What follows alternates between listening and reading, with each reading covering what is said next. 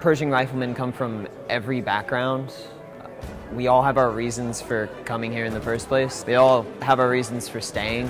The first time I pinned on my membership ribbon, it meant a lot. It meant that I passed my candidate process. I am part of it. I'm part of a team and a family, and they accepted you in with open arms. It's more than just a decoration. It puts you a part of a family. It was a sense of pride, a sense of honor. It's a badge of honor for me, being able to put on some type of elite honor like that. There's a lot of leadership, a lot of training skills, whether it's the paperwork, getting ready, the maintenance we have to do, our budgeting for when we have to plan our trip. There's a lot to go into it, but it's going to help out as a future lieutenant, and I think that's probably one of the best things to do.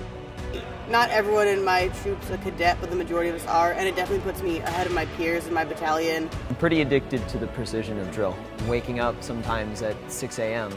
just to get in 30 minutes of practice, working towards something that's more than myself, that lasts longer than myself. It's invigorating to watch the end product come together, and it's beautiful. I miss this. I live for this. When General Pershing arrived in 1891 at the University of Nebraska, he noticed that there was a problem with the cadet corps and morale was low. He saw a need to do something about this, so General Pershing formed what was called Company A. It was an efficient drill company that was devoted to discipline, efficient drill tactics, and movements. From the beginning, Pershing Rifles was challenging, and that's why I gravitated to it. Being able to use the skills that I learned in the organization in my career was extremely beneficial.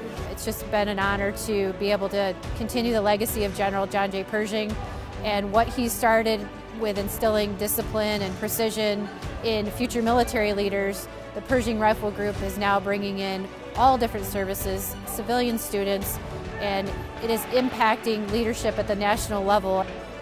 Fight.